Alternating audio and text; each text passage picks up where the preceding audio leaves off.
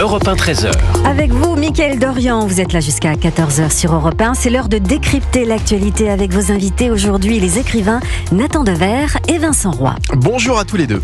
Bonjour. Du retard, beaucoup de retard, pas vous, c'est le chemin que prend le budget 2025 alors que Gabriel Attal vient tout juste de transmettre au ministre les lettres plafond, lettres qui doivent détailler l'enveloppe de dépenses de chaque ministère. Alors, sur ce sujet, l'Élysée se veut rassurant et estime qu'il y a plusieurs façons de faire adopter un budget. Plusieurs façons, je veux bien, mais un gouvernement sur le départ peut-il décider des enveloppes budgétaires de ministères qui seront dirigés bientôt par un autre gouvernement? Vincent Roy. Ben non, et justement, c'est la raison pour laquelle il a bien été précisé que si un nouveau gouvernement devait intervenir, et il interviendra, il pourrait réformer d'une certaine façon, il y a une marge de manœuvre, il pourrait réformer le budget proposé. C'est ce qu'a dit en substance Gabriel Attal, il enferme personne, on reconduit le budget précédent et on amende si un nouveau gouvernement arrive. La procédure est c'est très clair. Donc ces lettres plafond, finalement, c'est un non-sujet. Mais évidemment que c'est un non-sujet. À partir du moment où un gouvernement démissionnaire ne peut pas statuer sur un budget à venir dont il ne sera pas directement responsable, ça ne peut être qu'un non-sujet. Nathan Dever. Oui, on ne découvre pas ce matin que la France est ingouvernable. On le sait depuis le deuxième tour des élections législatives. À partir de là, chaque étape de la vie institutionnelle, que ce soit au Parlement, le vote pour les vice-présidences et la présidence de l'Assemblée, que ce soit aujourd'hui sur le budget, chaque étape de la vie parlementaire, institutionnelle à toutes les échelles va être compliquée, névrotique, reculée, se heurter à 1001 petits obstacles. Et en effet, on ne le découvre pas maintenant.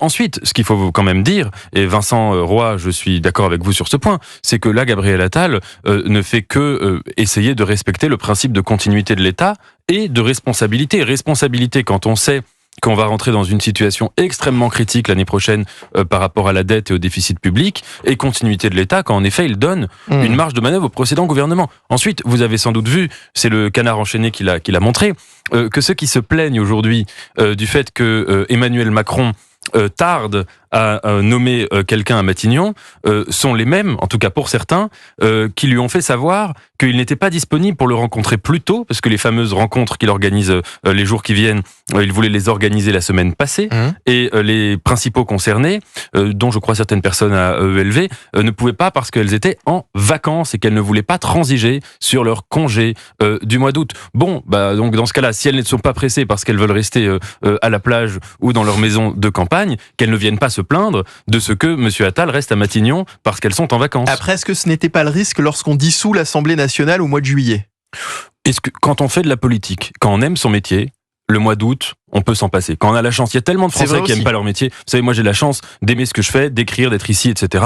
Je passe le mois d'août à Paris, je ne vais pas me plaindre et je ne vais pas pleurnicher parce que j'ai pas pris des vacances. Je suis bien d'accord, je fais la même chose et je pense exactement la même chose. Simplement une précision, parce que Nathan, avec beaucoup de pudeur, vous a parlé de la continuité de l'État. Il vous a dit finalement, Gabriel Attal ne fait que respecter la continuité de l'État. Sur quoi Nathan a parfaitement raison, mais qu'est-ce que ça veut dire continuité de l'État? Ça veut dire que c'est l'administration qui gouverne, en substance. Et c'est vrai pour nous, grande démocratie, c'est vrai pour les États-Unis, le poids de l'administration est absolument capital. Oui, parce que si ce n'est pas adapté, effectivement, cette situation du vote du budget, elle n'est pas impossible, car ce vote peut être considéré comme une urgence pour le pays et rentrer donc dans les compétences des affaires dites courantes. Absolument. Absolument. Et je vous redis que il a été spécifié par Gabriel Attal, etc., qu'à partir du moment où un nouveau gouvernement se mettait en place, eh bien, pour part, sur une partie de ce budget reconduit, pour part, il pouvait l'amender et le modifier à la marge. Faut-il que ce gouvernement soit mis en place avant le vote définitif du budget? C'est évident. Et puis, écoutez, il peut se passer beaucoup de choses, puisque vous avez vu que la France Insoumise, par le biais de Madame Castet, voulait lancer une procédure d'impeachment contre le président de la République. Donc tout peut arriver. Ça, je vous rassure, ça ne pourra pas arriver, puisque de toute façon, le gouvernement sera nommé avant que les parlementaires ne se réunissent, puisque la procédure d'impeachment à la française ne vaut que parce que les parlementaires sont réunis. Or, comme ils se réunissent qu'à partir du 1er octobre, Emmanuel Macron a tout le temps de nommer un nouveau gouvernement, bien avant que la procédure d'impeachment à la française ne voie le jour. Alors, pour revenir à ce qui a été dit hier, le Premier ministre a décidé de reconduire le montant prévu dans le précédent budget, soit 492 milliards d'euros. Seule la répartition de ces crédits entre les ministères a pu être légèrement modifié. Le problème, c'est qu'il ne tient pas compte de l'inflation, Nathan Dever.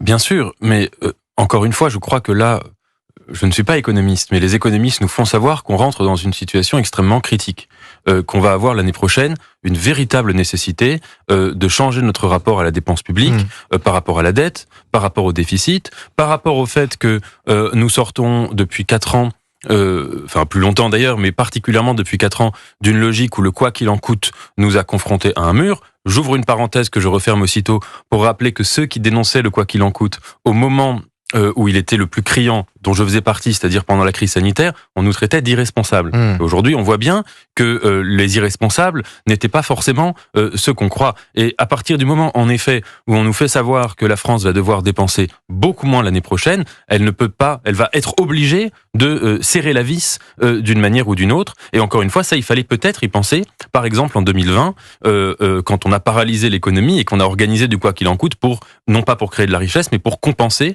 des déficits artificiels. Et bien, c'est un peu ce qui se passe. C'est-à-dire que là, on nous vend un budget à l'identique de celui de l'an dernier, mais en réalité, c'est quand même quelques 10 milliards d'euros d'économie par rapport au budget de l'an dernier, puisque normalement, il aurait fallu tenir compte des 2% d'inflation. Mais presque 15 milliards d'ailleurs, même, je crois même, d'économie. Attention, il y a aussi un autre élément à noter, c'est l'Europe. L'Europe va nous dire des choses sur notre budget, sur nos dépenses, sur la manière. Vous savez qu'on attend l'Europe peut se fâcher sur notre gestion. Faut pas l'oublier, ça. Et c'est un élément extrêmement important puisque ça a une influence sur la manière que vont avoir nos politiques de réagir face à des budgets. Donc attention à tout cela.